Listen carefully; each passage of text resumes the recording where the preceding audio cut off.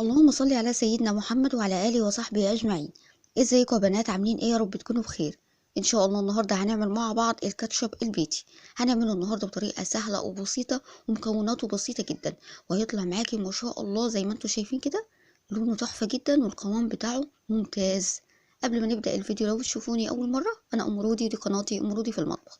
لايك وشير واشتراك في القناه لو الفيديو عجبكم، وفعلوا زر التنبيهات على الكل عشان يوصلكم كل جديد انا بنزله على القناه. بسم الله، ونصلي على الحبيب المصطفى عليه افضل الصلاه والسلام، ونبدا الفيديو بتاعنا ونشوف هنعمل الكاتشب الامر ده ازاي. يلا بينا.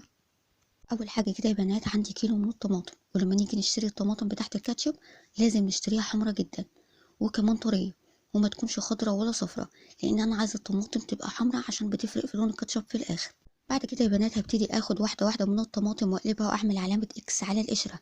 يعني انا مش عايزه افتح الطماطم على القشره بس، لان انا مش عايزه الطماطم تنزل الميه بتاعتها. هنا يا بنات عندي ميه بتغلي وهبتدي انزل بالطماطم. انا مش عايزه الطماطم تستوي او تتسلق، احنا هنسيب الطماطم من 3 ل4 دقايق مش اكتر. هبتدي كده اقلب الطماطمايه وابص على علامه الاكس اللي احنا عملناها مع بعض، هلقى ان القشره كده طلعت لوحدها. اول ما القى القشره ان هي طلعت من الطماطم، هبتدي بقى ارفع الطماطم على ميه بارده، ميه من الفريزر. طبعا احنا يا بنات بنطلع الطماطم على ميه بارده عشان انا مش عايزه الطماطم تكمل سواها. يعني انت لو حطيتي الطماطم سخنه على بعض هتكمل سواها، فعشان كده بننزلها في ميه بارده عشان يوقف السوا بتاعها. واهم حاجه يا بنات، ما نخليش الطماطم على النار اكتر من 3 4 دقايق وبعد كده نرفعها من الميه، ما انا مش عايزه الطماطم تبقى مسلوقه. بعد كده يا بنات هبتدي اجيب الطماطم وابتدي ان انا اقشرها. هنا بقى القشره هتطلع معاكي بكل سهوله. لو انت ما عملتيش اول خطوه احنا عملناها، ان احنا نزلنا الطماطم في ميه بتغلي، طبعا القشره بتاخد وقت وهتغلبك ان هي تطلع معاكي. فاحنا طبعا اختصارا للوقت عملنا اول خطوه، لان انا مش عايزه ان انا اقشر الطماطم كده بالسكينه فهتاخد وقت معاكي ونص الطماطم كلها هيطلع في القشره. انا مش عايزه ده. تمام. فاحنا هنعمل اول خطوه بتحت الميه دي عشان الطماطم تتقشر معاكي بكل سهوله، لان انا مش عايزه اي قشره في الكاتشب بتاعي. بعد بقى ما قشرت الطماطم كلها هبتدي اشيل الجزء اللي من فوق، وهبتدي بقى افتح الطماطم وهطلع البذر الموجود في الطماطم كله. تمام. الخطوه دي والخطوه اللي احنا قشرنا فيها الطماطم بتختصر لي طبعا خطوه ان انا اصفي الطماطم بعد كده. تمام. هنا بقى مش هحتاج ان انا اصفي الطماطم خالص، لان طبعا انا طلعت القشر وطلعت البذر، فكده انا مش محتاجه ان انا اصفيها نهائي. بس اهم حاجه ناخد بالنا طبعا ان انا مش عايزه اي بذر في الكاتشب، فاتاكد طبعا ان طلعت البذر كله. زيادة التأكيد كمان يا بنات، بعد ما نخلص خالص هبتدي بقى ان انا اغسل الطماطم عشان اتأكد ان ما فيهاش اي بذر. الخطوة دي بتسهل لي ان انا اضرب الطماطم وابتدي ان انا اصفيها. لا، انا بختصر كده الخطوة دي، فببتدي ان انا اشيل البذر والقشر من الاول. خلاص انا يا بنات خلصت طبعا، طلعت بذور الطماطم كلها، بس اهم حاجة نسيب قلب الطماطم. يعني احنا هنطلع البذور وهنسيب قلب الطماطم، وهبتدي بقى اقطع الطماطم مكعبات زي ما انتم شايفين. يعني مكعبات تقطيعه كده ايه، عشوائيه، كبيره صغيره مش هتفرق. تمام. بس نحاول كده نخليهم كلهم قد بعض كده، لان انا عايزه سوا الطماطم كلها يبقى ايه، زي بعض. خلصت بقى تقطيع الطماطم وعندي حله، هبتدي انزل بالطماطم اللي انا قطعتها في الحله. وبعد كده يا بنات عندي فص ثوم مهروس، وكمان عندي 4 معالق كبار من الخل. هنا تقدري تزودي الخل زيادة عن 4 معالق لو كان عندك الخل طعمه مش مزز. أنا هنا عندي الخل مزز شوية، ف4 معالق كفاية قوي. حطيت كمان معلقة صغيرة من الملح، 5 معالق كبار من السكر، عندي معلقة كبيرة من الصلصة البوريه اللي هي جاهزة.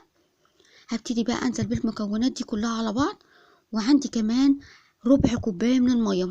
نقلب المكونات كويس قوي مع الطماطم، وهنسيبها بقى على نار عالية لحد ما تغلي. بعد كده نهدي النار لحد ما الطماطم تستوي. بس كل 3 4 دقايق كده نيجي نقلب تقليبة للطماطم. مش بياخد وقت على النار، يعني من 10 دقايق لربع ساعة ويكون استوى معاه. زي ما احنا شايفين هنا استوى خلاص. هبتدي بقى ارفعه من على النار. بعد ما رفعناه من على النار هنسيبه لمدة 5 دقايق، وبعد كده هضربه في الخلاط. واحنا بنضربه في الخلاط مش هنضيف اي مية، لان هو القوام بتاعه ممتاز جدا. في نفس الحلة جبت الكاتشب بعد ما ضربته في الخلاط. بعد كده عندي معلقة من النشا، هبتدي بقى افكها بمعلقتين 3 من المية. نعمل الخطوة دي على البارد، يعني قبل ما نرفع الكاتشب على النار. يعني انا حاطة حلة الكاتشب على البوتاجاز بس انا مش مشغلة النار، لاني انا مش عايزة النشا يخرز في الكاتشب، لان النشا لو نزل بارد والكاتشب سخن هيخرز معايا.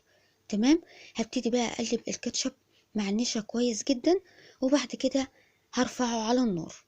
نقلب بقى بين فترة وفترة لغاية ما القوام يتقل معايا. معلقة النشا اللي انا حطاها على الكاتشب مناسبة جدا، يعني انا مش هضيف نشا تاني.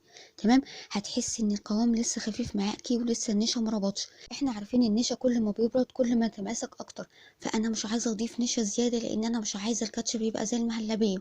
فمعلقة النشا اللي انا ضفتها دي كفاية قوي. والكاتشب اول ما يبرد هتحسيه ان هو تماسك اكتر، فانتي على النار هتحسيه ان هو لسه خفيف. هنتسرع ونيجي نحط نشا تاني فيبقى تقيل قوي زيادة عن اللزوم. كل ما هيبرد معاكي كل ما هيتمسك اكتر. هنلاحظ كمان يا بنات كل ما الكاتشب يغلي زيادة كل ما اللون بتاعه يبقى احمر زيادة. احنا اول ما حطينا النشا كان اللون الكاتشب لونه ابيض. طبعا كل ما يغلي والنشا يستوي والطماطم تستوي اللون هيبقى ايه؟ احمر زيادة. خلاص كده انا هرفعه من على النار. وده بقى يا بنات شكل الكاتشب، شايفين شكله ازاي؟ تحفة. لونه كمان ممتاز جدا والقوام بتاعه خطير. عشان كده احنا قلنا مش هنزود اكتر من معلقة كبيرة من النشا على كمية الطماطم اللي انا عاملاها، مناسبة جدا. شايفين شكله ازاي؟ تحفة. بتمنى النهاردة طريقتي للكاتشب تكون عجبتكم، ولو عجبتكم بقى متنسوش اللايك والاشتراك في القناة وفعلوا زر التنبيهات على الكل عشان يوصلكوا كل جديد من القناة. استودعكم الله والسلام عليكم ورحمة الله وبركاته.